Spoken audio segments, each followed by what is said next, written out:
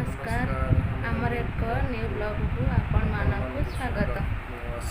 मु शुभश्री भात बसई चिंगुड़ी आलू सारू सोरष मसला देकी तरकारी हम ये मसला देदबा सतुला हो गला ये नहीं सोरिष रसुण अदा जीरा लंका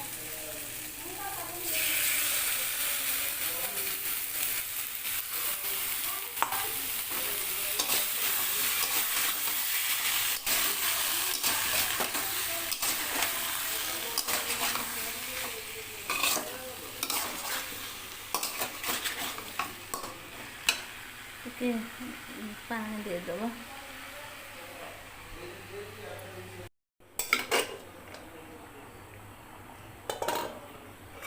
देखिए तरकारीटा होगला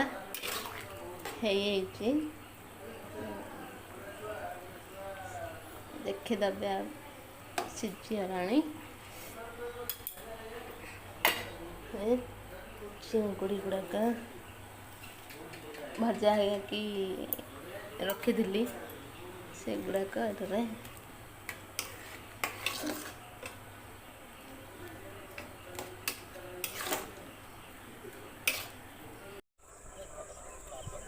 कुआर जाइथिलु अंशु कुआर जाइथिलु ई आसीबु जा कौन है बाबा आस आस आस आस आई आई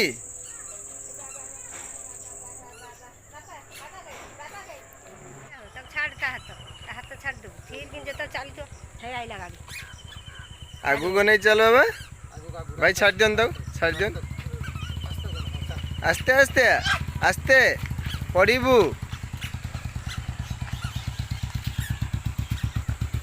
माँ को डाकी के आने माँ माँ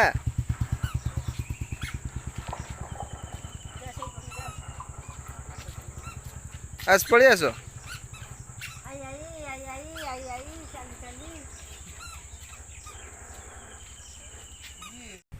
पूजा सरीगला एबे उठ वर्षा आसला बरा ये माँ सांगर कौन करुच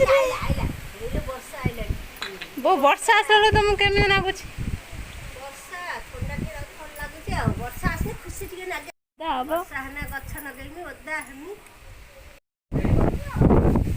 वर्षा देखी पारे आसूची फुल गछ बहुत देख के सुंदर देखा आई धड़ाटा आमर आसुना ना ना आसंदा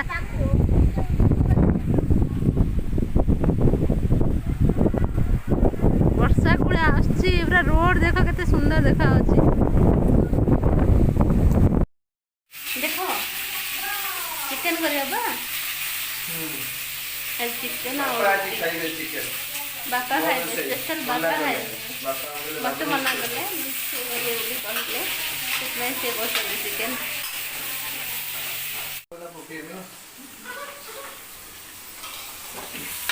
पियाज पड़ा आलू भजा सरला पियाज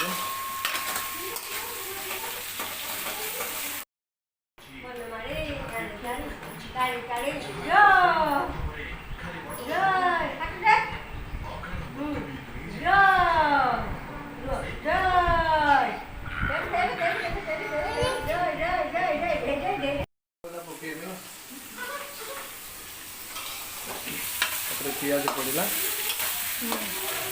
आलू भजा सरला पियाज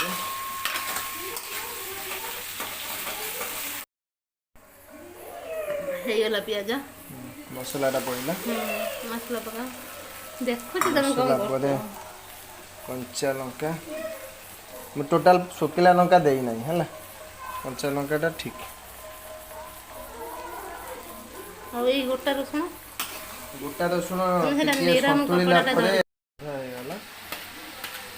बिलाटी पकड़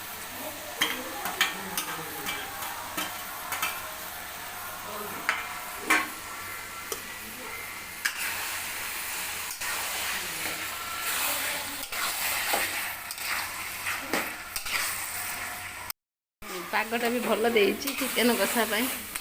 ପୁରା ରୋଷେଇ ତ ଭଲ ହବ ଭାବିବାର ବର୍ଷା କିଛି ବର୍ଷା ନାହିଁ। ପାଗ ନା ବର୍ଷା ପାଗ ଚିକେନ କଷା ରୁଟି ଯିଏ ଖାଇବ ଯିଏ ବି ଭାତ ଖାଇବ। ଆଉ କେତେ ସମୟ ଲାଗିବ? ଆଉ ଚିକେନ ସିଝିବା ପାଇଁ ଆଉ 40 ମିନିଟ୍। ଚିକେନ କଷା ରେଡ଼ି ହେଇଗଲା। ବାସ୍ ଆମେ ଟିକେ ଏବେ ପାଣି ଦେଇଦେବା। ହାଲକା ଗ୍ରାଭି ରଖିଲେ ଟିକେ ଗ୍ରାଭି ରହିବାଟା ଭଲ।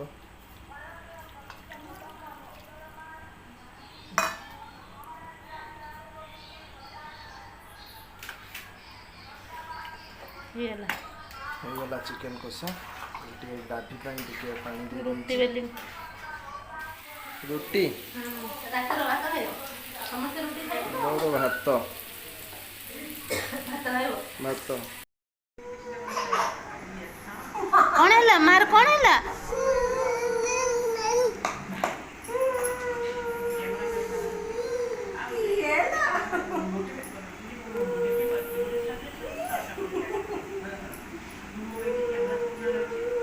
कन्ना थाओ मा थाओ कन्ना मा थाओ मा थाओ